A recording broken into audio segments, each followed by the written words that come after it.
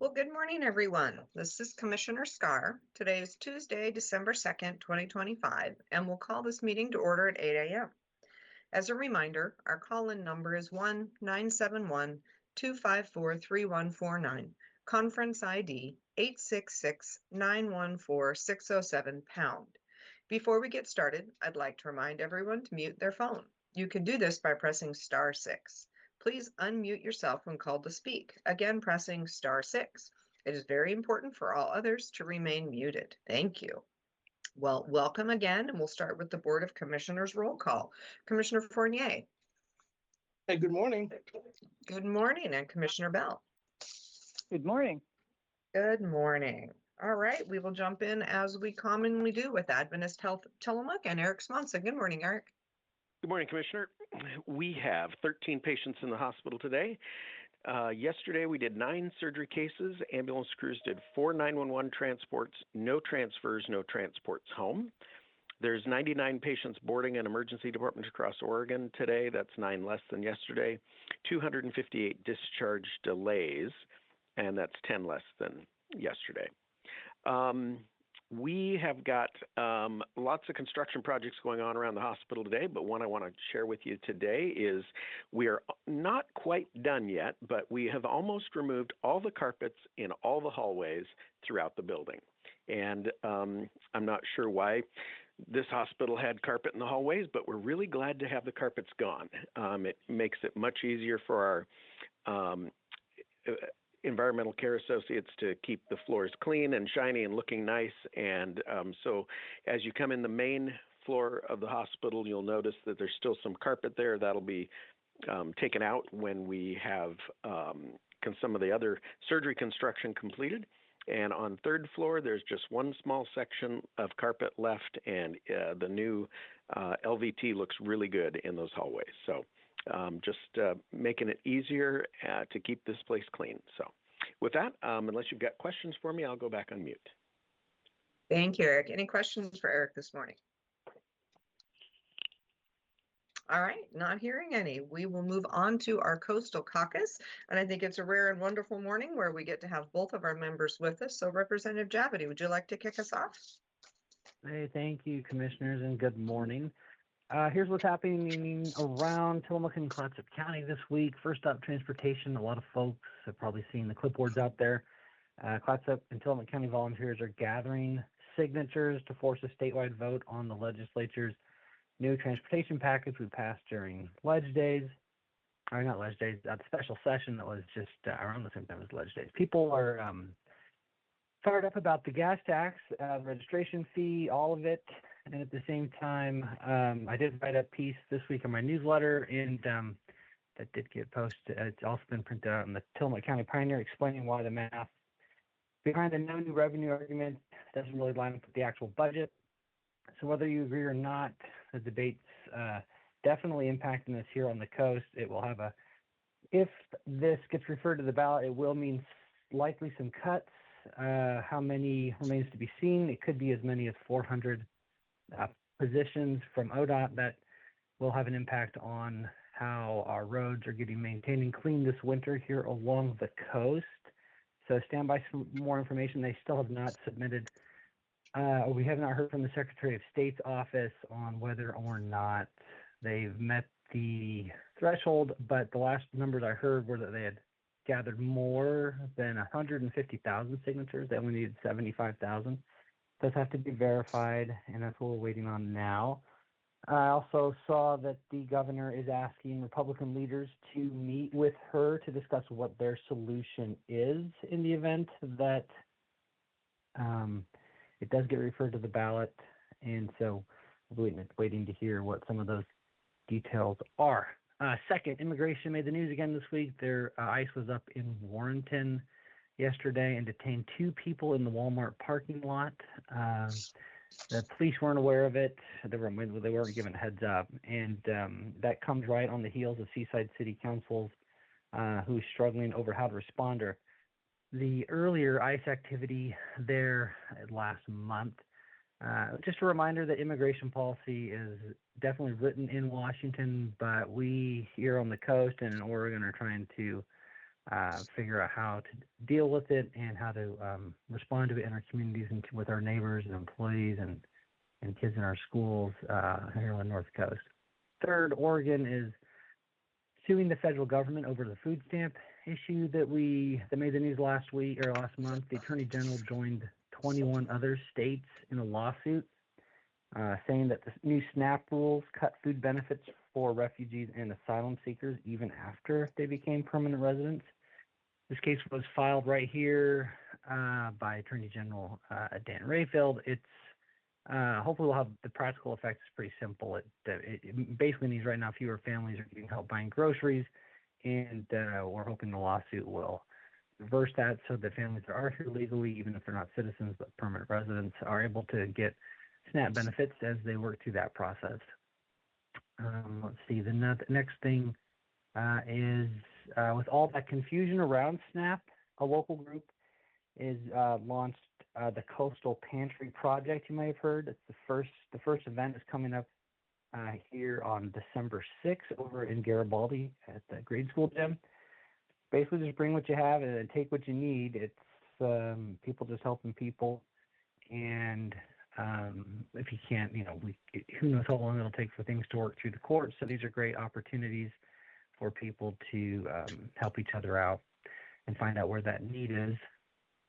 Number 5, some good news. It's up in Astoria in Clatsop County. There's a big affordable housing project called Owens 2 that is scheduled to open in April, and the wait list is about to open. It's a 50-unit building, so people who know of family or friends who are looking for some housing up in that part of the district, that's great news. And then there's another unit called Heritage Square that they're still waiting on groundbreaking, but that's some more progress in that department is for housing, which is good because it's in short supply here on the coast, as we all know. And on the economic side of things in the district, the crab fleet is still tied up.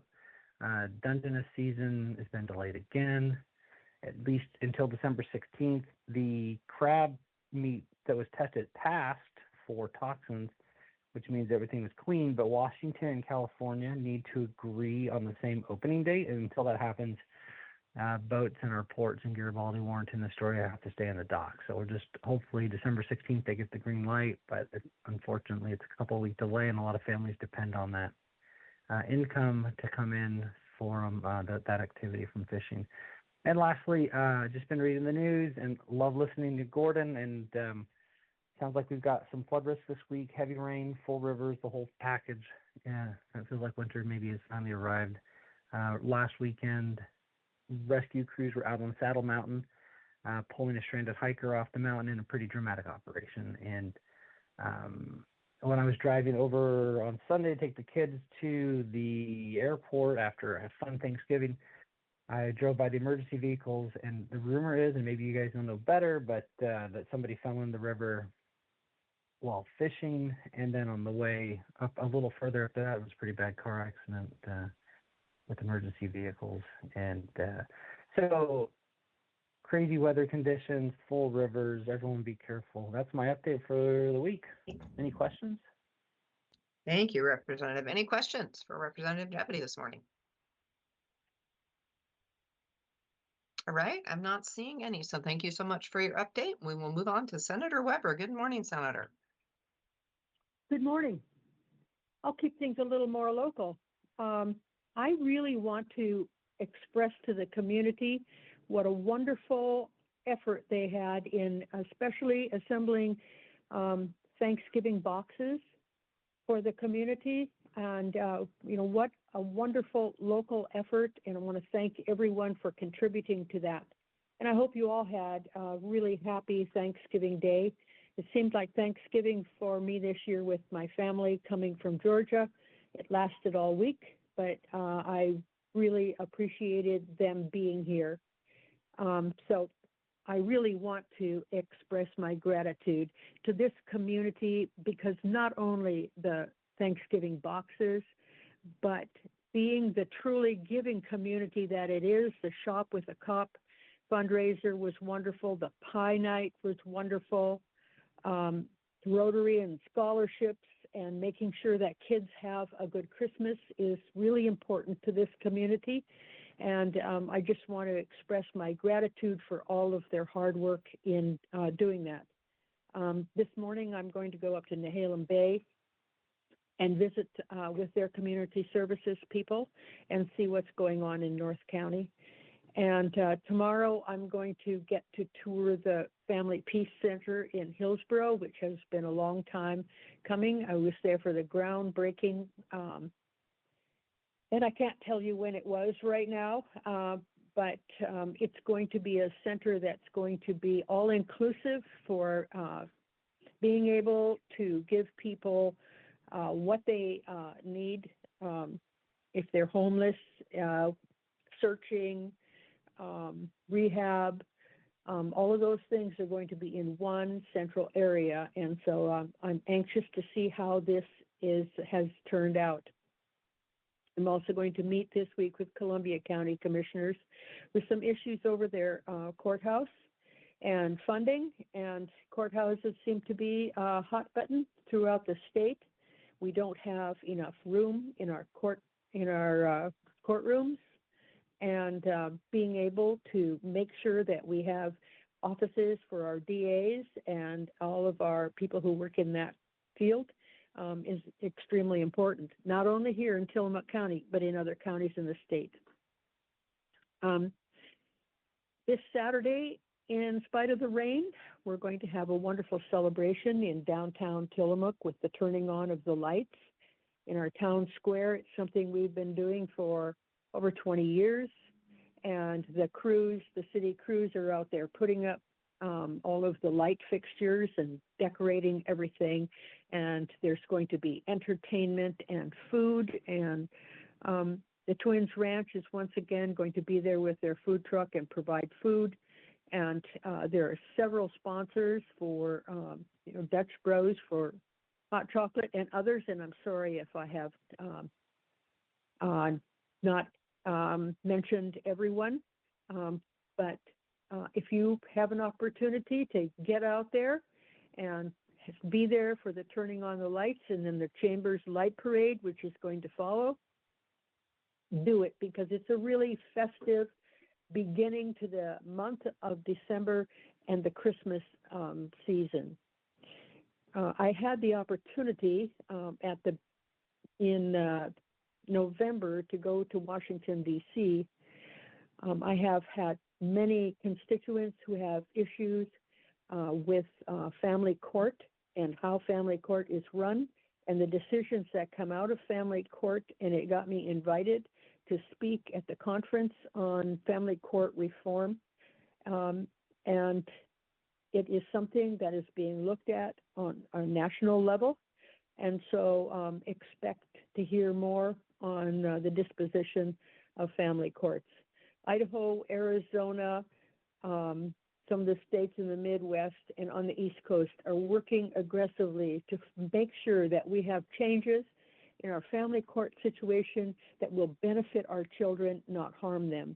And so that is something that I've been working on a more local issue. I'm sure you'll hear from other city managers and mayors.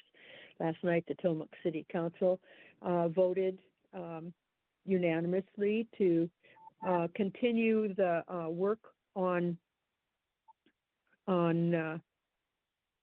merging the two fire departments, Bay City and Tillamook, and to be able to increase the service that they can provide. And so I wish them well. It'll get on the ballot, and we'll be able to decide.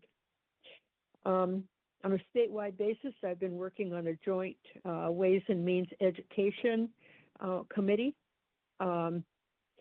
We've had several meetings, and on the Joint Public Education Appropriations Committee. They got a committee for everything, I'll just tell you that. But there are some really, some issues that we need to work out with our budgeting, especially to make sure that we continue to adequately support education on a statewide basis. and to be able to grow our education and to bring our standings up on the national stage with how well our children are educated. And so I'm working on that also. I had a visit last week from Danielle Bethel, who is running for governor, and we had a good discussion about some of the issues and what she is hoping to bring to the race. It should be very interesting when it comes to the primary and when it comes to the governor's race in the fall of next year. Let's see, I was also, as my last item, I'm just going to ask the county commissioners, which one of you deals with NOAA?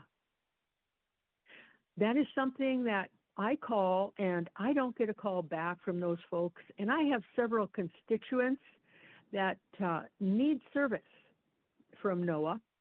And so if one of you who is an integral part of that organization would contact me so that I can help some of these constituents through some of the issues that they are facing in their housing situations, I would certainly appreciate it. And that's all I have for today. Thank you.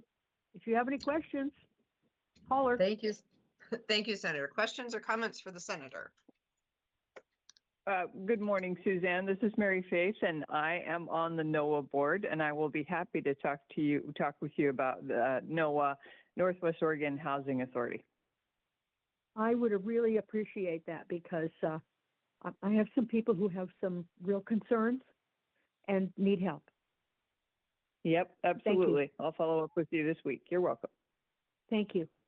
Perfect. And I was just going to tack on to a couple things that you said, Senator. You talked about courthouse space, and you're talking with the commissioners in Columbia County, right? So I just, to tack on, as we've been having a conversation, to let the community know that one of the requirements of a county in the county-state partnership is that we must provide space for the courts and adequate safe space for the courts as determined by the state of Oregon. So Tillamook County has long been at odds with the state because they have notified us that we do not provide either adequate or safe enough space for our courts. And so as you may be aware, we are considering a purchase of the BLM building. It's been in the newspaper at this point. We are in that due diligence period, which would actually move county functions out there in order to free up space here in the courthouse. And in addition to that, we are in the process of working to submit a grant to the state level in order to make some ADA improvements and some HVAC improvements to the courthouse itself that would impact the court space to address some of the adequacy issues that the state has raised in their evaluation of our courthouse. So as you're talking with those in Columbia County, Senator, please know that here in Tillamook County, we are fighting many of the same battles at the state level. The state has, tasked us with making sure the space is available, but we just don't have resources to make that happen. So we struggle, and we're struggling here as well as they are there. Yeah. We worked on that when I was mayor. And keep working. Get a positive resolution, as with all of the plans that we had for additional construction and the possibilities of adding on to the courthouse, and it didn't happen. So I truly support what you are doing with the BLM building out there, because I think that will give you the adequate space, and I will definitely go to bat for any kind of support for funding for the courthouse. Perfect. Thank you. We appreciate that. Next week is the meeting where all of the counties will come together, present their projects, and they will be prioritized to be submitted to the state court system. It's the reigning justice at the state who determines which ones get funded. So we'll let you know where we land on that list and invite your advocacy to support us.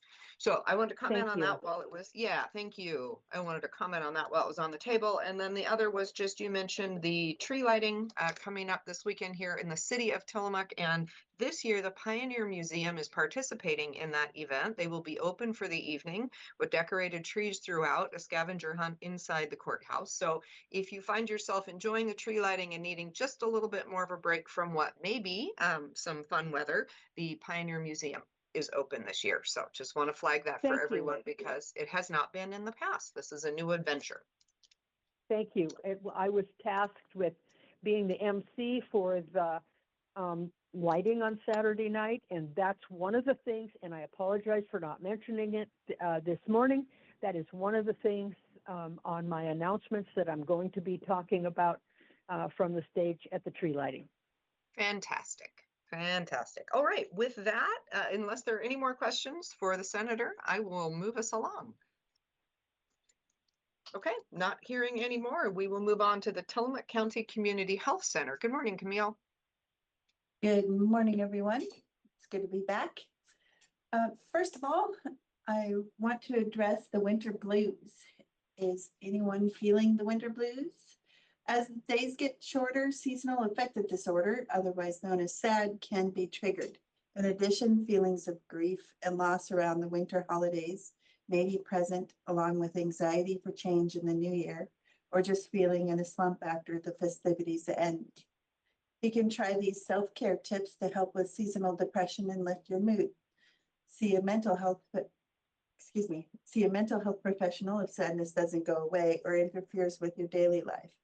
But the tips are to get out in the sun or in bright spaces, even with the rain, especially early in the day. Try to spend time with people you enjoy and trust, eat nutritious foods, and avoid overloading on cookies, candies, and alcohol. And be patient. You won't suddenly snap out of it. Your mood will improve gradually. But if you have thoughts of suicide or self-harm, please get help right away. You can call or text the free National Suicide Prevention line at 1-800-273-TALK or dial 988.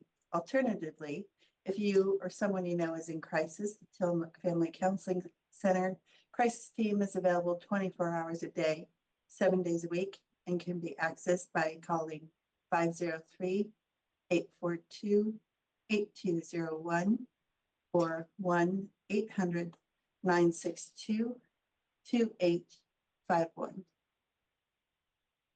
And next, recently, some of you may have already heard, we have notified affected patients and the city of Rockaway Beach that we will be closing our Rockaway Beach Clinic location in the City Hall as of December 31st. The last patient clinic day is scheduled for December 11th. This decision follows a careful review by the TCCHC Health Council and leadership team and reflects long-term trends in patient volume, access needs, and sustainability. Less than 1% of our total patient population receive care in Rockaway Beach, which is only open 2 days a month. We have tracked declining demand over time, and the site does not generate enough revenue to cover operational costs. Most patients receive care in Tillamook, where demand for our services continue to grow. Consolidating their care in Tillamook provides more consistent access for most patients. We want to make it clear that no services are being discontinued. Beginning January 1st, 2026, all TCCHC Rockaway Beach patients will continue their primary care at the Tillamook Central Clinic, located on 801 Pacific Avenue here in town. If they need assistance in getting to their appointments, we are happy to help them. WIC services will continue to be made available in North County at an alternative location to be determined.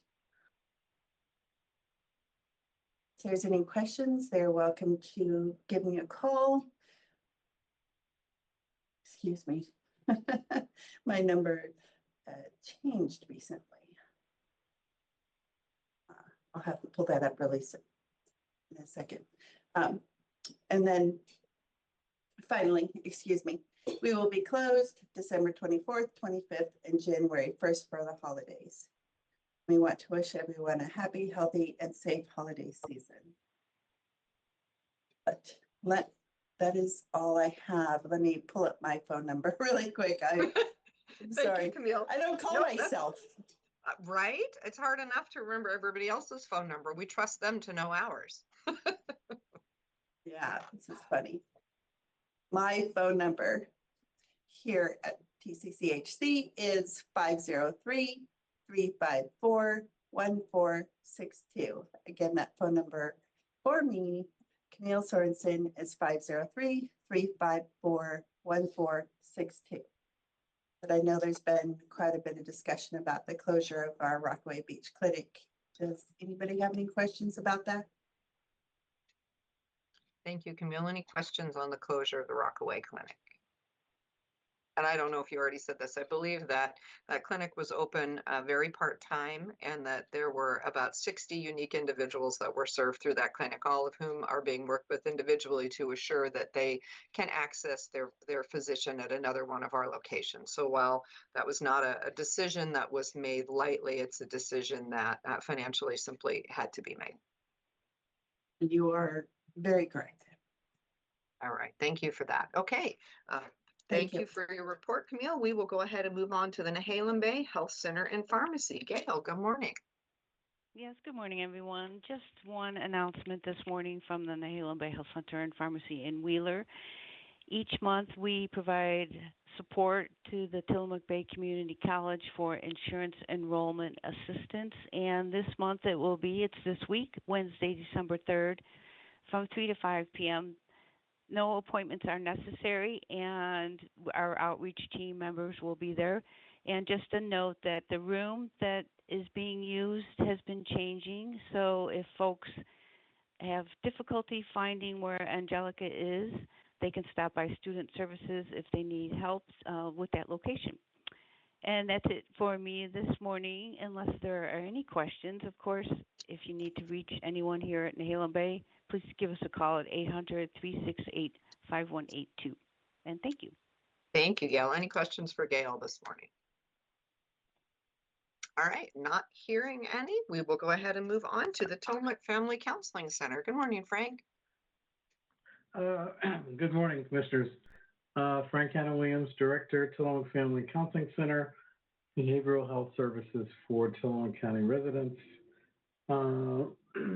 You can reach us for information about any of our services, for appointments, by calling 503-842-8201 or 1-800-962-2851.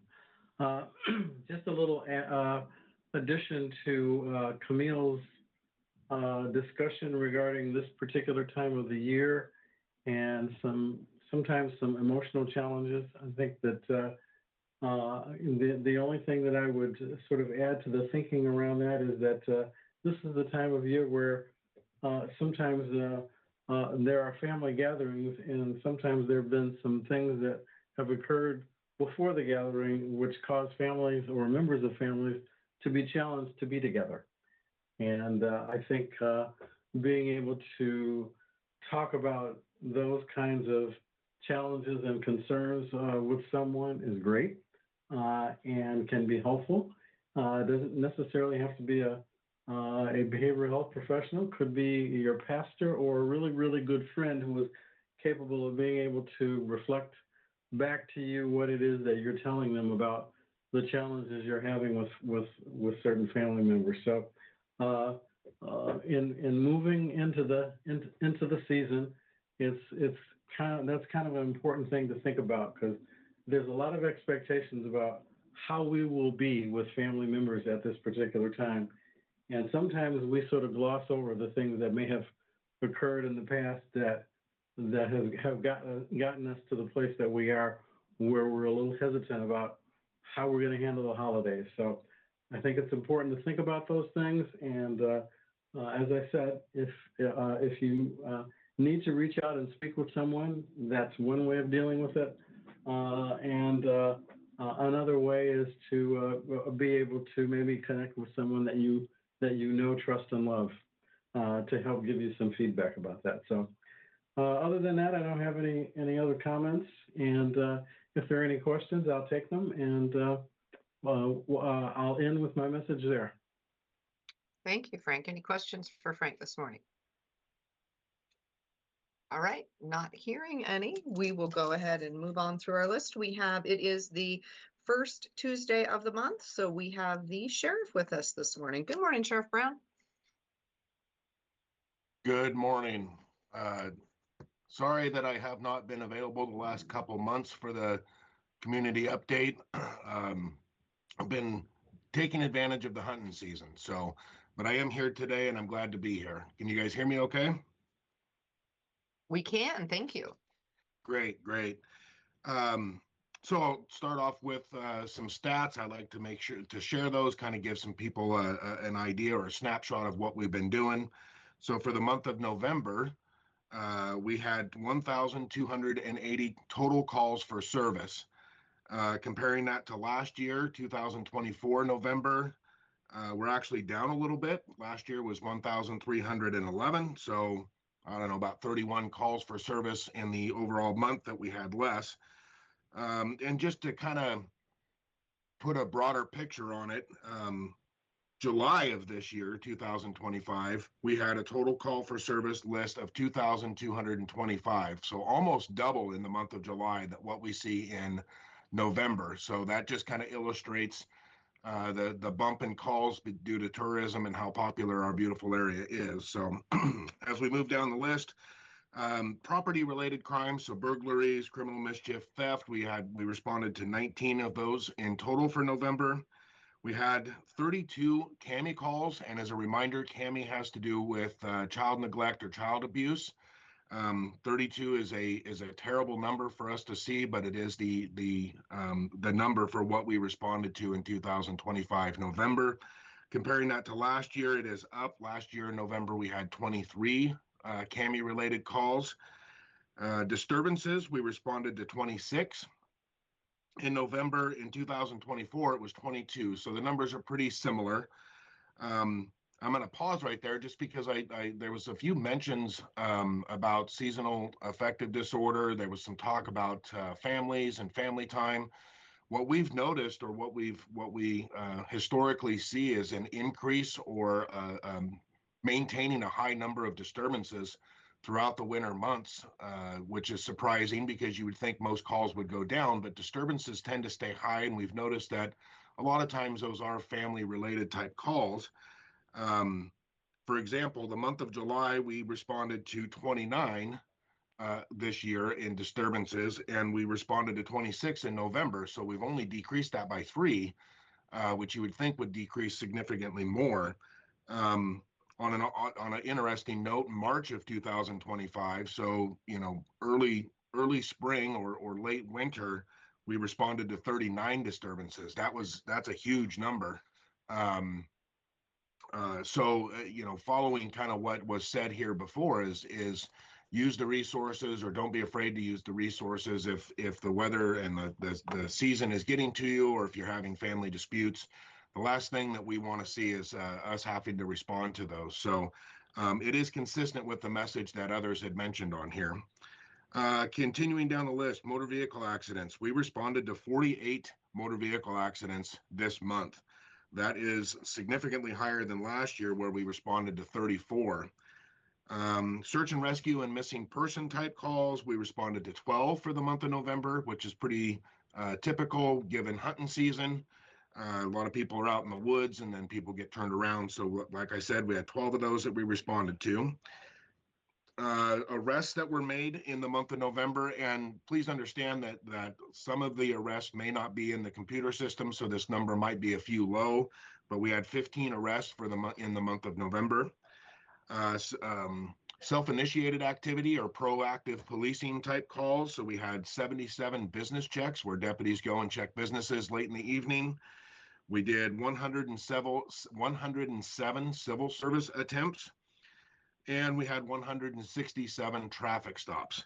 Traffic stops are hopefully gaining compliance, speed related issues, other traffic violations, but also they generally help prevent motor vehicle accidents because it gets people to slow down and kind of be patient in their driving. So those are the stats that I have prepared.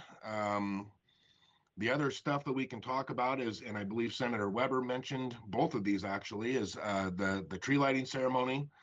The sheriff's office, or me particularly, I try to be in that parade each year and put some lights on a vehicle and drive through it. I usually bring up the rear, so I'm very excited to be a part of that. That's a great community event that's been going for some time, and that is this Saturday.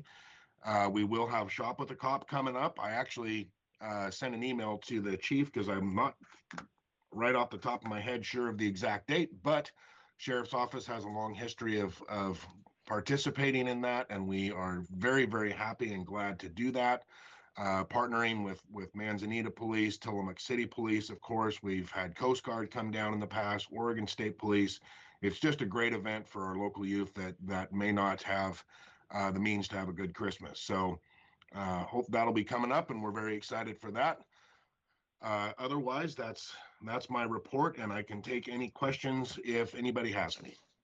Thank you, Sheriff. Any questions for the sheriff this morning? Okay, I'm not hearing any questions, but I think there's some thanks that I've heard in the community for the work that you all are doing in removing illegal camping.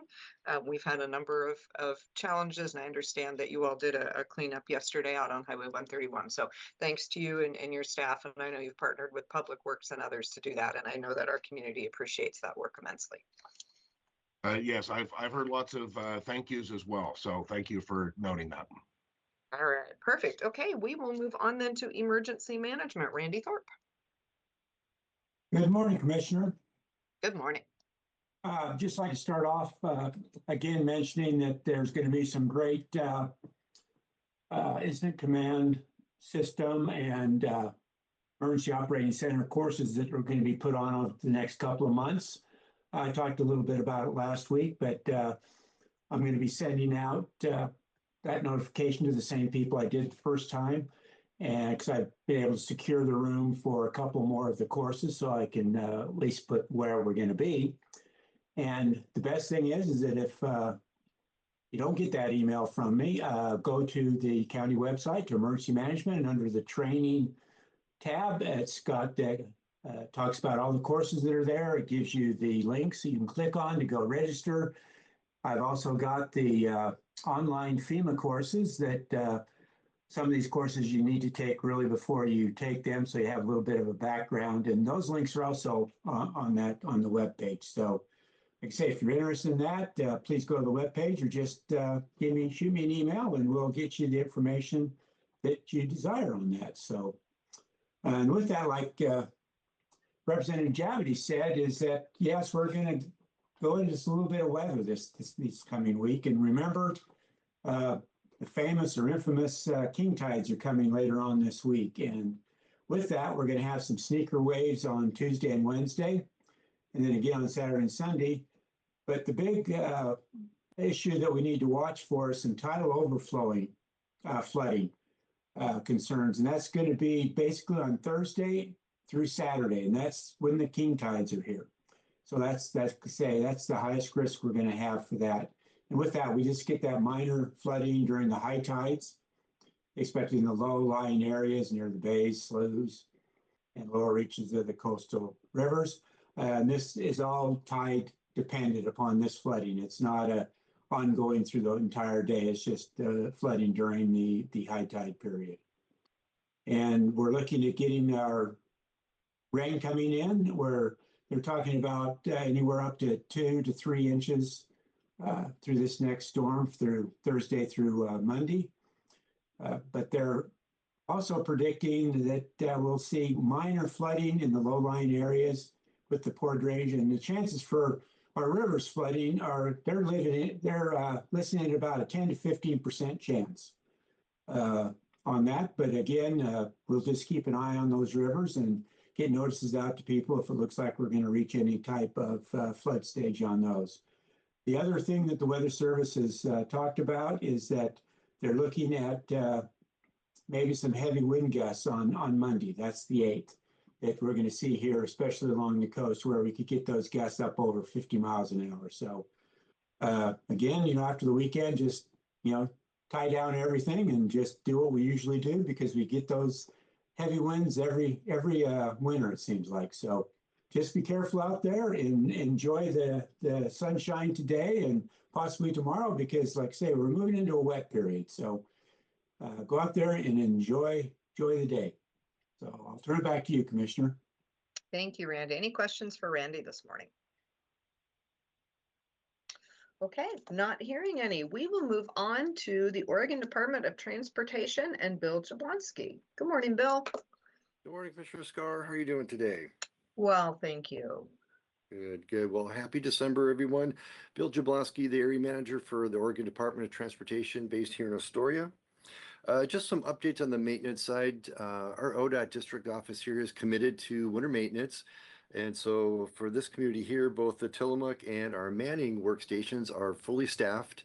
Of course, the Manning station on Highway 26 is the folks that attack the Oregon 6 from the Washington County side, excuse me, and meet our Tillamook County crews there near the summit at Oregon 6. So together, those workstations will work towards any kind of winter operations. Randy talked about some wind potentials coming here our way, so they'll also clear down limbs and trees and such that happen to block Oregon 6 as well. Both crews right now are running a split here in the wintertime, so part of the crews will be monitoring for freezing conditions at night and early in the morning to get that de-icing out for help with the commute and those folks that need to traverse between Washington County and Tillamook County. And then during the day, those crews would be out, brush cutting, doing pothole repairs, regular maintenance that they would help off during the day. So looking forward to some good coverage this winter on Oregon 6. Just one other announcement I'd like to provide is 6 times a year, the Northwest Area Commission of Transportation meets, and we're going to close out the year in December on December 11th for our meeting in Seaside at the Clatsop Community College at the Seaside campus. That is next Thursday, the 11th, from 1 to 3 p.m.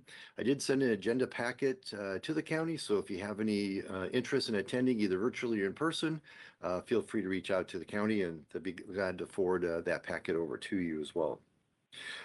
Just a little side note here that we have several projects on Oregon 6 starting in next year in 2026. Matter of fact, we have 4 projects. They won't all be going at the same time, but I'm happy to announce that these 4 projects were identified in the safety study that the ODOT provided the legislature here a couple of years ago. As the projects come online for construction during the year of 26, I will share out some contractor schedules. I'll provide some links to project web pages that people can monitor as they go through that corridor as well. With that, Commissioner Scar, I'll pause for any questions. Thank you. Questions for Bill? All right, you're in luck. I'm not hearing any, so that's good news. Okay, thanks. Thank you for being with us. We appreciate the update. Yep. Okay, I will jump into the Board of Commissioners. Commissioner Fournier, would you like to kick us off? Sure. Once again, I had a bunch of things to talk about, but everybody's covered them. So I will just be brief today. Something that the sheriff did mention is there'll be a meeting this week, and I know we're talking about Christmas, but there'll be a meeting down at the ranger station in Hebo. We are there are being plans made for next July 4th at Sand Lake. Last year was so busy, overcrowded. There was a lot of challenges that happened last year. So we are all the stakeholders are meeting to try to discuss that. A lot of folks don't know that out of about 1,500 acres of Sand Lake recreation area, a couple of hundred acres of those are actually owned by the county right in the middle of that, as well as the sheriff's office has a contract with the federal government to patrol out there. So we have obviously a vested interest. And one of the problems with July 4th is the crowding, not just within the park, but along the roadways leading into the park. People are parking because they can't get in. Years ago, when I worked for the sheriff's office, we used to have a booth, and they would limit the number of people entering on big holiday weekends like the 4th of July. And it looks like we may have to go back to that because the numbers have just skyrocketed and the impacts are greater than the resources available. So we're trying to figure out ways of managing that with to handle parking along the roadways, staffing a booth that would there would be a limited number of entries like we did years ago. This stuff becomes an issue of public safety out there and responses and overcrowding. So there's meetings in the works. They'll be coming together and making plans on what next 4th of July looks like. But right now, I think that's the only weekend that they're looking at just because of last year's issues. There were several crashes and emergency calls out there too. So there's a lot to think about out there, and it's just kind of there was years where we didn't have any problems. It wasn't overwhelming, but those years are coming back where I think people are getting out there and enjoying it a little bit more than they have been. So that's just something I'll be doing this week. And the other stuff I was going to mention has already been mentioned. So I will leave it at that. Thank you, Commissioner. Any questions for Commissioner Fournier? Okay, we will move on to Commissioner Bell. Morning. Just a couple things I want to mention today. That one is that tonight is the Pacific City Nestucca Valley Chamber of Commerce Annual Awards Banquet. I'm sorry that I can't go this year. I have an appointment, a meeting in Astoria this evening that I committed 2 months ago, so I can't go. But if I were in town, I would definitely go because that is a wonderful event. And the guest speaker this year is former Senator Betsy Johnson. And as probably most people on this call know, she is a complete ball to listen to, and she's always entertaining and informative. And I very much regret not hearing what she has to say. So the event is from 5 to 8 p.m. There, you can find information about it on Facebook. I just pulled it up on Facebook. The Pacific City Nestucca Valley Chamber of Commerce has a post, and I'm sure you could probably Google it and find it. But that's tonight at 5 p.m. in Pacific City. And other than that, I wanted to talk a little bit about food and food insecurity, continuing food insecurity. Senator Weber touched on it, and to start off, I'd want to praise our employees in the courthouse who several weeks ago, we launched a food drive in the courthouse, and our employees have done extraordinary things to collect food. It's really just an overwhelming positive response from Tillamook County courthouse employees to collect food for their neighbors. And it's so inspiring and uplifting. There are just piles of food and tables full of food. We got the barrels from the food bank, which is great. And so we're filling the barrels and food is piling up. And it just makes me realize, it reminds me that most people, not 100%, but most people want to do something to help other people, and they just don't know what to do. And so any of us, I'm praising the county employees, but I'm saying any of us can organize something like this in your churches, in your schools, at your workplaces. Let's get together and inspire each other, inspire our neighbors, our coworkers, our friends to do something to help other people. And there's a tremendous food need. And we can move the dial on helping to feed our neighbors. So I'll stop with that. Thank you. Thank you, Commissioner Bell. Our staff did an amazing job, and I'm happy to share they were joined by other agencies in the community. I sit on the board for Northwest Senior and Disability Services, and they have an office here in Tillamook County as well as across 5 counties, in fact. And the Tillamook County office, which is smaller than the other offices across all of the other counties, brought in more food in their recent food drive than any of the others. So Tillamook County is such an amazingly generous place, as was evidenced by what our staff did, by what the staff of Senior and Disability Services did. So we just thank everyone for their generosity every day of the year. And appreciate it very much as we have struggled with SNAP and what that means for people in our community. So tagging on to that. Also quickly tagging on to the South County Chamber Banquet, because I will be attending that this evening. So I will look forward to being able to share with everyone who won what awards and a little bit more about that event next week. This past weekend, I had the opportunity to go down to South Tillamook County with Ron Baker, who is one of the board members of TORDA, the Tillamook Off-Road Trail Alliance. I might have gotten that not quite right, but they have been working on the Buzzard Butte Trail system, which is just off Sand Lake Road. It is an amazing mountain bike park. I am not a mountain biker, so I walked some of their mountain bike trails with him, but it was really great to see. You know, we talk often about how do we bring tourists to Tillamook County that appreciate what we have to offer in our way of life. And I think that outdoor nature of what we do is something that the mountain bikers also really appreciate. And that this park will be a great draw for people to come to Tillamook County and enjoy the out of doors in one more great way. So appreciate his giving me a tour this weekend. Last thing I will just bring up is this Wednesday evening, the commissioners have a land use hearing. This is the last of the communities that are adopting code for middle housing. So we have approved that for all of our unincorporated communities with sewer and water, except for Neocani. So this Wednesday evening, 5:30, Port of Tillamook Bay will be the land use hearing for the Neocani community and the addition of land use codes that support the development of middle housing. So with that, I will go ahead and move us on to our cities, starting with the city of Manzanita. I believe we have Mayor Stock with us. Good morning. Yes, you do. Good morning, everyone. I've got three things this morning.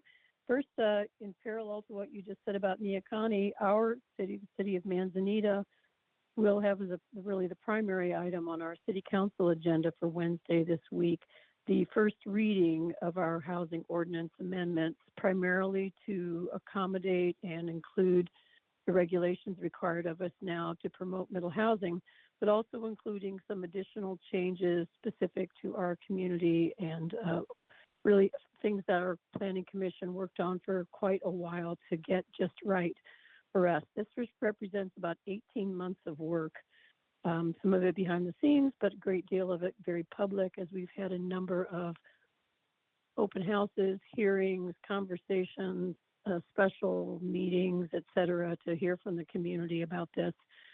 And it was an interesting journey because it went from a lot of, I think, more educational work, both for the council and for the community to understand better what the state requirements are. There are many people who were not familiar with it, didn't understand it, didn't know what would be required of us and what was optional. So that was really good work to do. Not always comfortable work, but good work to do with the community. So anyway, we'll have our first reading of that, and it'll be a legislative hearing this Wednesday, and we're looking forward to that milestone. Secondly, we have a position open for an accounting and administrative specialist, and that position is posted with information up on our website. The application process will close on December 10, and on the website you can check and see if you've got questions. You'll be able to contact somebody in the city to get those questions answered.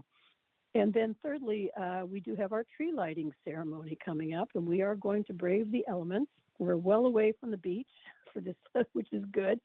So we'll be at the new City Hall in the location we've been in for the last several years to do our tree lighting.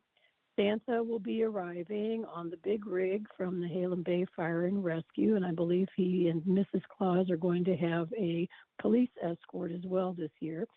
So we're really looking forward to that. We were blessed with very good clear weather this last year, and we hope, there can always be a miracle in the weather report for a little break. The gathering and the festivities start at 4. And also continuing the theme of food and food scarcity, we will be hosting both Nehalem Bay Community Services and our local food bank, which operates out of Wheeler, to join us that evening. They will have a booth, a tent really set up, and we'll be welcoming any contributions that people might make or feel like making for the community. The proceeds from that will be shared by both Nehalem Bay Community Services and the local food bank. And I would like to say, on behalf of the community here, we're looking forward to Senator Weber's visit to Nehalem Bay Community Services later today. And that's it from Manzanita. Thank you very much. Thank you, Mayor. Appreciate it. Okay, moving on to the mayor of Rockaway Beach, Mayor McNeely. Good morning, Tillamook County. Good morning.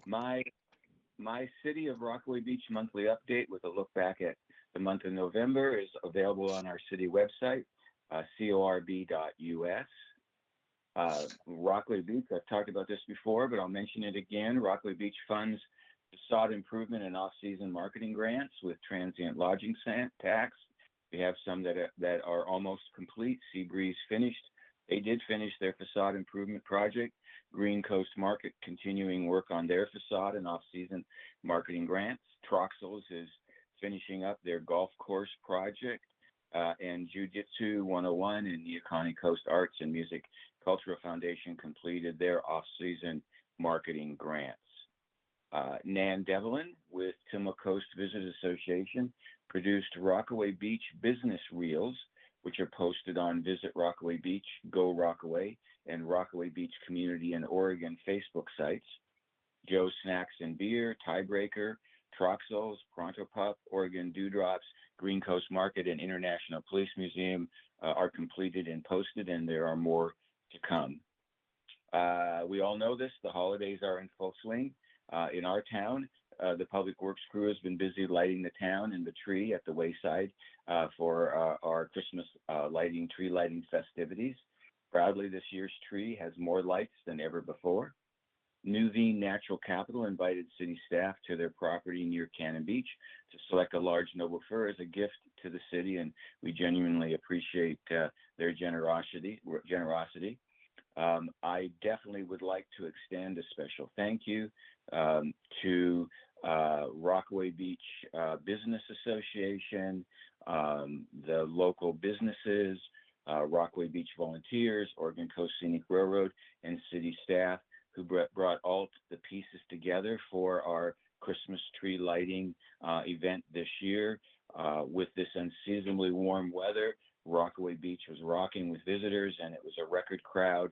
The wayside was filled with residents and visitors. If you missed it this year, hopefully you will attend this special event next year.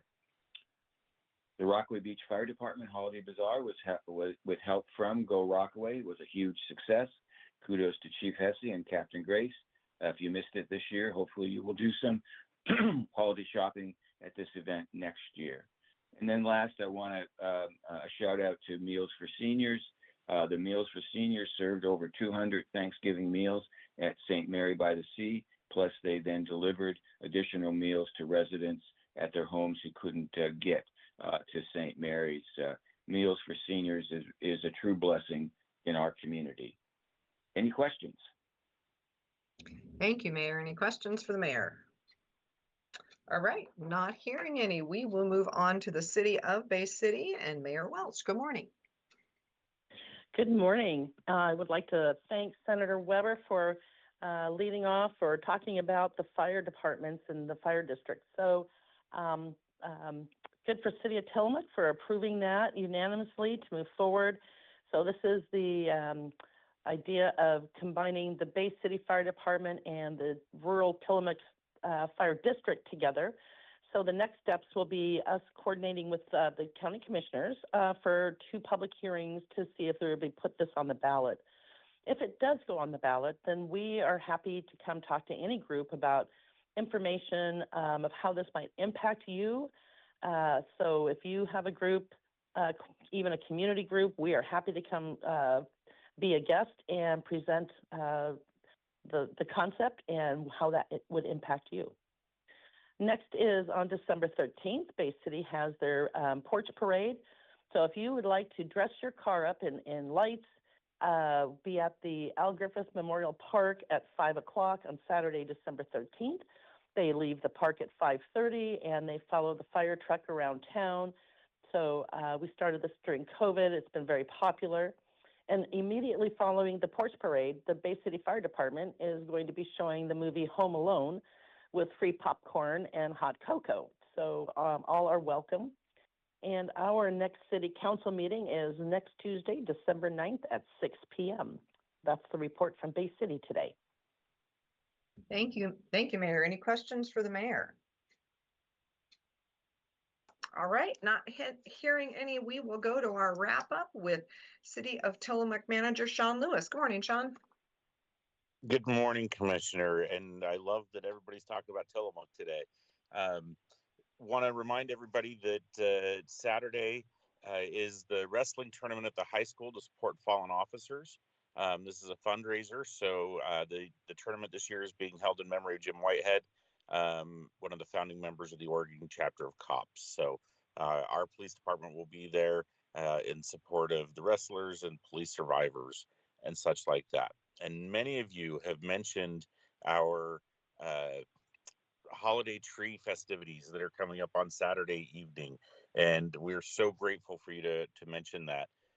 We want to give special thanks to Twin Ranch, Grocery Outlet, Dutch Bros, and Living Water Fellowship for all of their help in putting this event together, and of course our Public Works Department and city staff for decorating City Hall in its all of its festivity. So this is our 23rd annual tree lighting ceremony in Tillamook Chamber Light Parade. It is free, open to the public, and we invite everybody to bring your family, friends, and your holiday spirit for a magical evening of community celebration, beginning at 3 p.m. with hot dogs, chili, and chips, and hot chocolate. Santa will arrive at 3:15. We have photos with Santa that will be free inside City Hall beginning at 3:30.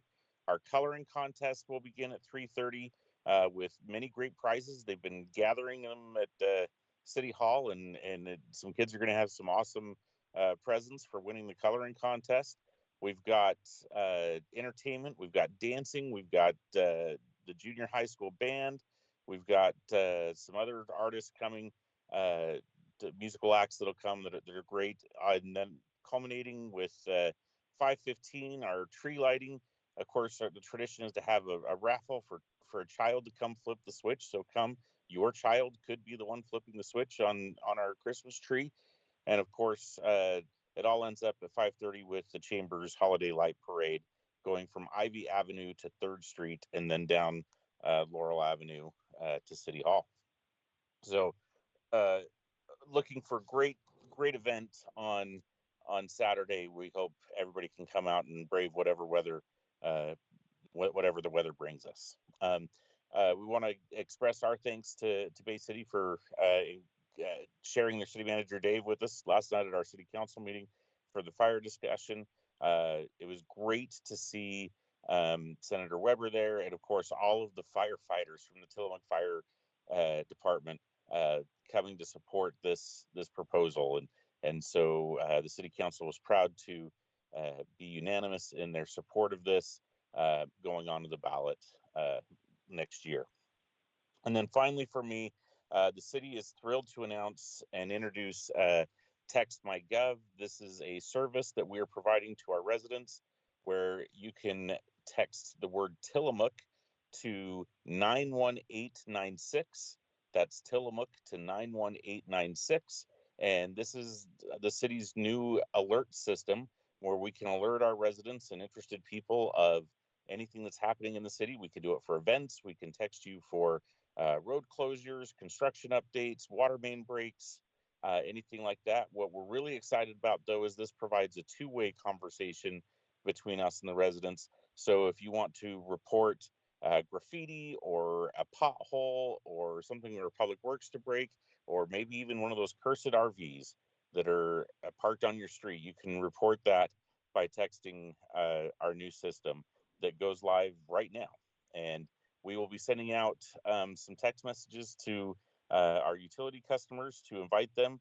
If you get one of these texts and you don't want to participate, you can easily just reply stop and you won't hear from us again. But we're excited to have this new system to interact with City Hall in a way that does not require an app or any kind of